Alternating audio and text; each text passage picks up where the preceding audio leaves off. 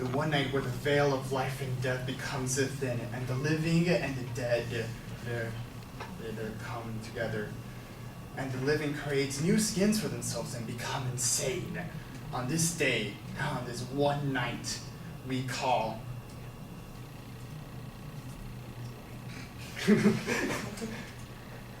Halloween. And this holiday is, to my opinion, is the best holiday because it has so many stories to tell. And sadly, no one really tells the history of Halloween. Not schools, not anything. It's just we know it's spooky, scary, and that's it. Well, today I am here to review for you the history of Halloween.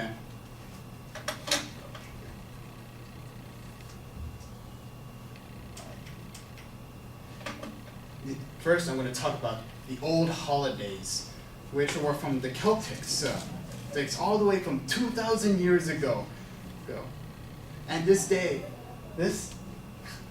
on November 1st, this day called Sodom, this is the day where they celebrated from the passing from summer to winter, where everything dies. And for this day, they celebrated by having food and wine and just basically have a fun time and party. But the day before, on October 31st, things get really spooky to them because they believe that that's when all the spirits will come out of the spirit realm and just haunt them. And for them to appease the spirits, so that they wouldn't get killed by the spirits, they would leave out at the doorsteps food, wine, any types of drinks, anything that the ancestors might have liked. They would leave it out at their doorsteps, so they would just see it, eat it, and leave, and so that they could be happy. Also, if you wanted to go outside on that day, you would have to dress up like the dead, because if you didn't, they would see you that you were living, and they would take you away to the spirit realm because they knew you were living. And another holiday that inspired Halloween was Lemura. This one right here. This is the Roman holiday which took place on May 9th, 13th, and the 11th. And on this day, they would go barefoot walking to ward off evil and have no knots to allow all the natural forces flow through their body. And on all those days, they will go to the ancestors' graves and pour milk and honey, or give them fruits, cakes, food, to appease them. Because if they didn't, they would rise up from the dead and haunt them. And that. I know it's weird about saying how do these holidays have to go with Halloween? They do have some things to it, but they're not really the same. Well, you can kind of thank the church for that. The church wanted to compete with them. They wanted the people of the pagans or the Celtics to convert to their religion. So they made a day to make them feel more comfortable with their religion, to say, hey, we're like you. So they made a holiday called All Saints Day, where they they prayed to all the saints that had died and the new ones that are going to come. And this took place on May, so it could compete with the Lumen, so they could convert all the Roman pagans to come with them, especially with the help with the Crusaders. And but the weird thing, is they wanted to also convert to the Celtics, so to compete with them too. They changed the holiday. They moved the All Saints Day all the way to November 31st to compete with Sodom. And on the day before that, they made All Souls Day right here, where they basically pray to all the souls that are in purgatory, right? So that because if they get enough prayers, they would be released from purgatory and go up to heaven. So because of this, kids and beggars will go doorstep to doorstep asking for soul cakes, which are spice cakes with raisins, and they'll ask for these cakes. But in return for the cakes, they would tell them just like, oh yeah, go to pray to this ancestor of mine, and they would go to their ancestor and pray for them, so they could be released from purgatory. And then they changed the days for these ones from All Souls Day to All Hallows Eve, and they actually combined the two holidays to turn them into Halloween, and that's how the name Halloween came from. The church really did try to control the holidays and the spirit of people, but they couldn't really do it because people wanted to have fun and drink, so they made their own holidays.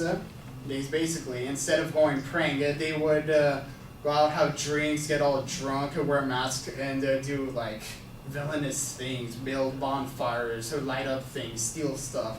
And that's how masks were created, so that they could hide their identity.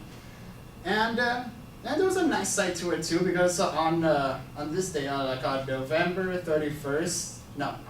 1st, they would dress up and go doorstep to doorstep to just do a little performances and and in return they would get like money or food. But that day wasn't really too popular to do it.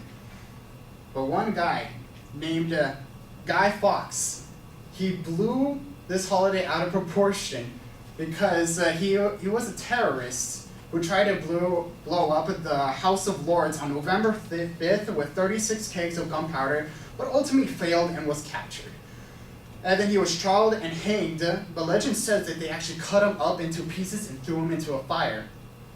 And because of this, children started to mock him by dressing up as him, building huge bonfires, going out, begging for candy and food. And then soon later, adults actually started to join in the fun with the kids, and they did wild things like this. Made huge bonfires, made Guy Fawkes, and they hanged him, then burned him, and cut him up into pieces, burned him. Yeah. It was fun, and that's how some of the themes of Halloween came together. Because people started to emigrate to the new world called America. And once they started moving to America, they were bringing in all the traditions and holidays with them. But the only problem was that there were Puritans that were with them, and they threatened some of the people to stop worshiping these Satanist holidays, or else they'll be hanged and killed. So instead, what they did was just made it very simple, and just built bonfires and just told stories, Halloween stories. Yeah, but then later on, throughout the centuries, it was very subtle. But until the Irish immigrants started coming in, and they brought in the all superstition, and they were chaotic. So people wanted to tame that, and they just made parties, little parties for the kids. Made parties for kids so that they could tame the kids and have something to do instead of them going pranking people and all that sort of stuff. But it wasn't enough to make only just parties. So people started to bragging about the kids by giving them treats so that they wouldn't be tricked. Hence the phrase trick or treat, and that's how Halloween was tamed. So on this one night, when the vial of life and death becomes so thin, and the living creates new skins for themselves and become mad, this mischievous night we celebrate once a year we call Halloween. Sorry. Yeah, this holiday it went through so many work in progress. It's honestly the best holiday in my opinion, which I love. So I'm just here to say, when it's Halloween, just have fun as much as you can, because Halloween's Halloween. You can do almost anything in Halloween. And yeah, and besides, you don't know, you might actually see a shadow just waiting for you. And that's it.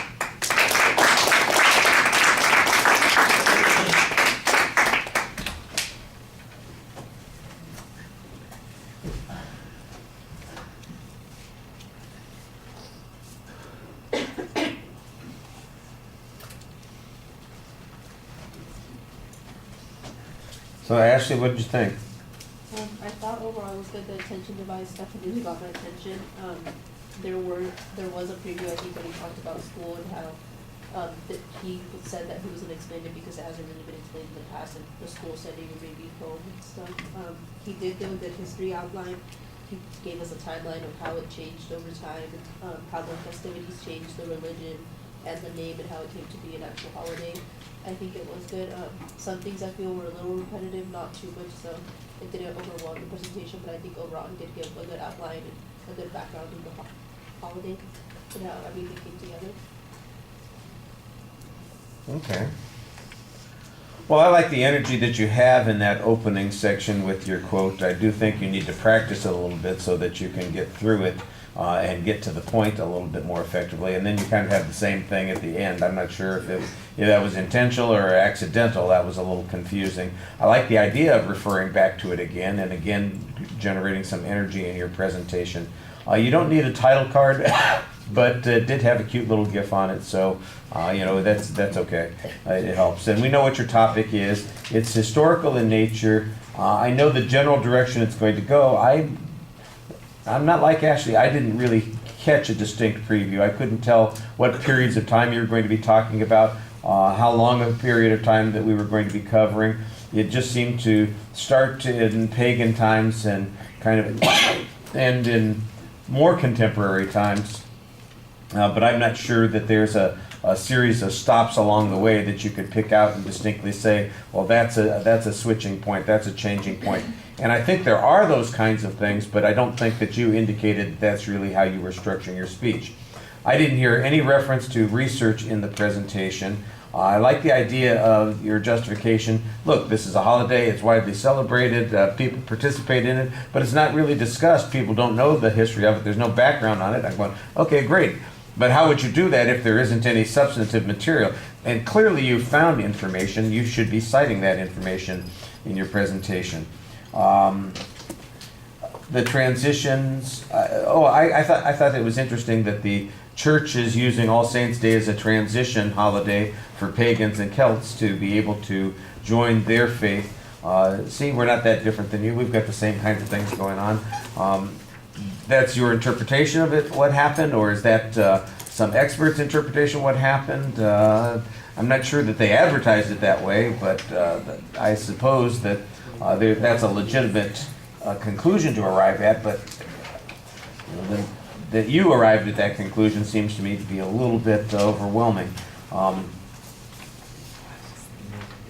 The third section where we suddenly get to some slightly different ways in which it's being celebrated, connecting it with Guy Fawkes Day and those sorts of things, that's okay, but it needs to be smoother. It feels sort of like it's just dropped in at one point, and then you are kind of moving it over and easing it over into that spot, and I'm not sure that it fits there. If it is part of how the holiday got to be so grim and gruesome sometimes, I think that makes sense. But again, this would be one of those places where some research would help you make that connection a little bit. The visuals, there's nothing dramatic about the visuals except that they kind of structure the speech. They're very simple. They accomplish the goal of telling us where you see yourself at any given time during the presentation. They don't really add much to our understanding of the subject. The pictures are large and easy to see, and the dancing skeletons at the end, they're kind of cute. You need to practice the conclusion also, and you need to be a little bit tighter on the time because you did go over time a bit. Yeah. Which is the other thing that you want to watch, all the and yes. Yeah, you have yes. And I'm not sure if it's a habit that you have, if it's something that you picked up someplace. Are you a native speaker of English? Yeah. You are. You insert the word "a" in a lot of places, and it's a little strange. It sounds sometimes like you're doing a fake Italian accent. You know what I'm talking about? Yeah, I know. Did anybody else hear that too?